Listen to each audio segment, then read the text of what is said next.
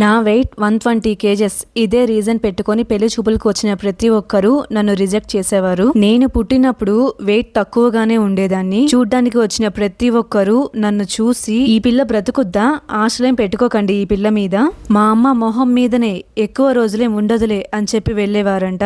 అంత తక్కువ వెయిట్ నుంచి ఈ రోజు 120 kgs వరకు వచ్చాను. అలా అని నేనేం హెల్తీగా ఉన్నానని చెప్పట్లేదు. నాకున్న కొన్ని ప్రాబ్లమ్స్ వల్లనే నేను ఇంత వెయిట్ గెయిన్ అయ్యాను. నేను పుట్టినప్పుడు వెయిట్ తక్కువ ఉన్నానని, ఎలాగైనా నన్ను బ్రతికించుకోవాలని మా పేరెంట్స్ వెళ్ళని గుడి వెళ్ళని హాస్పిటల్ అంటూ లేదు. అంత బాగా చూసుకున్నారు కాబట్టే నాకు 1 year రాగానే 7 kgs ఉన్నాను. నేను వెయిట్ తక్కువ పుట్టినప్పుడు మా పేరెంట్స్ కి ధైర్యం చెప్పాల్సింది పోయి మీ అమ్మాయి బ్రతకదు అని మాట్లాడారు. నా ఫస్ట్ బర్త్డే చాలా గ్రాండ్ గా చేశారు. నా బర్త్డేకి వచ్చిన ప్రతి ఒక్కరు ఏంటి ఈ పిల్ల మంజుయేనా, బ్రతకదనుకున్నామే అని మాట్లాడారంట.